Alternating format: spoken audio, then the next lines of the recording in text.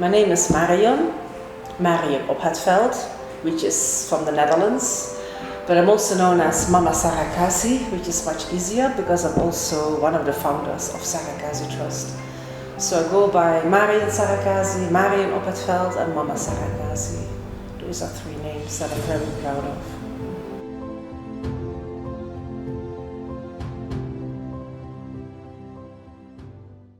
First of all, arts and culture is an expression of identity.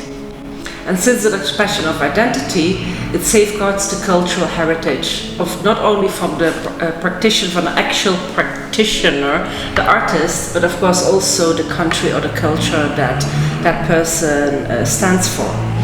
Also, the entertainment sector globally provides for a lot of work. There's a lot of jobs, and there's I don't know how many billions, but there's a lot of money going around. So it can eradicate poverty. It's job creation. But most and foremost, personally, I think people underestimate how important arts and arts training and expression of arts and culture is to humankind. Because you can go to school and learn how to subtract and how to write and how to read and all these things, but if you cannot be creative, if you cannot think out of the box and look at a problem from different sides, you know, that is so needed in problem solving as a problem solving mechanism. So that's why we cannot estimate, we're underestimating arts too much. And this is something that is very important that everybody needs to do. Everybody should be exposed to arts. Everybody should express arts because it helps you to think out of the box and to find different solutions to problems.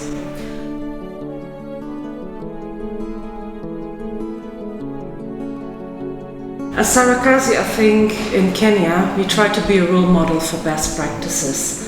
So that means professionalism, that means whatever we do from arts management to art training to how to treat artists, we try to be as professional as we can be in the landscape here, but also out there. We strike partnerships, we look for international partners because we believe if we can spread our culture and our art globally, that's how we can place Kenya on the map. Our arts and culture, but also our artists. Now, having said that, I don't mean to say that we are the best at everything that we're doing, because everything has a learning curve. And of course, also as Sarakasi, we are facing our challenges and we're trying to do this to the best of our capacity. But having that flexibility and having that creative way of looking at how you curate the art and how you manage the art, you can, you try to become better each and every time.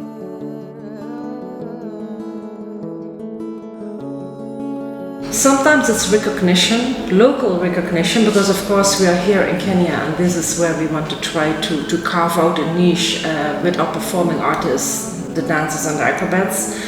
Legal infrastructures, I'm talking about copyrights, I'm talking about good contracts, and I'm talking about being taken seriously.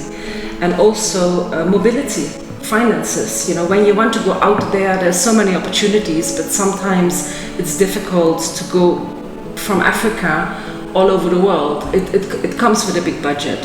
So we would just hope that, yes, as Sarakasi somehow we're self-sustainable, but with the government or the county governments or the corporates with a little bit of more infrastructure, legal help, professional help, financial help, we could grow this industry much bigger. And as we globally know, there's so much youth that finds job in the art industry, we can kind of copy and paste that here in Kenya as well. There's so much youth, there's so much talent here, and it has been underutilized.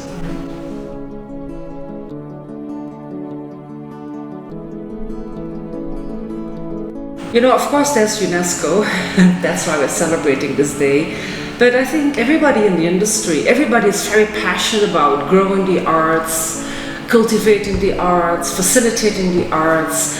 But what I feel that happens a lot is that there's a lot of talk, but there's not enough action. So I would like to call everyone to, put their money where their mouth is and just go into action and speak out and speak up to make the arts being taken more seriously.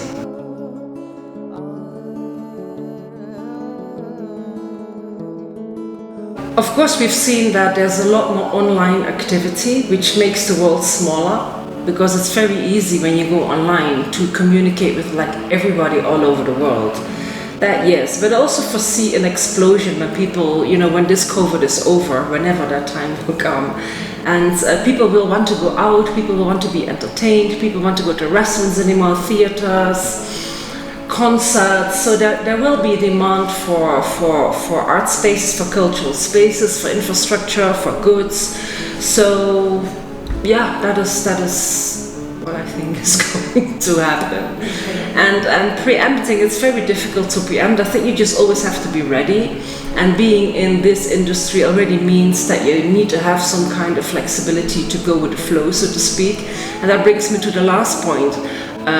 In our industry, really have to watch the trends, see what is going on, see what is happening.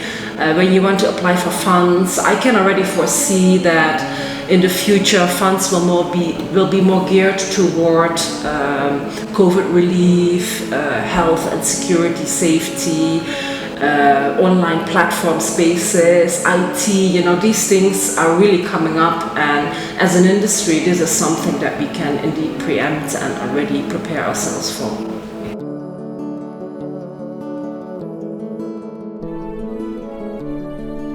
Final remarks, I can only say that arts and culture, is much more and bigger than just like that artist you see on that stage or that painting you see on that wall. It has a message. So arts and culture can really be used, so to speak, indeed for development. And it's a force, and that is something that many people and many corporates and organizations and even governments do not recognize enough.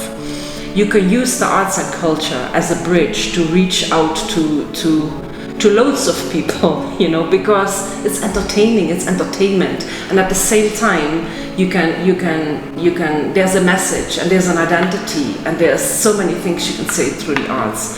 And I just hope that recognition will grow and grow and grow, because it's needed in this world. There's already too much talk.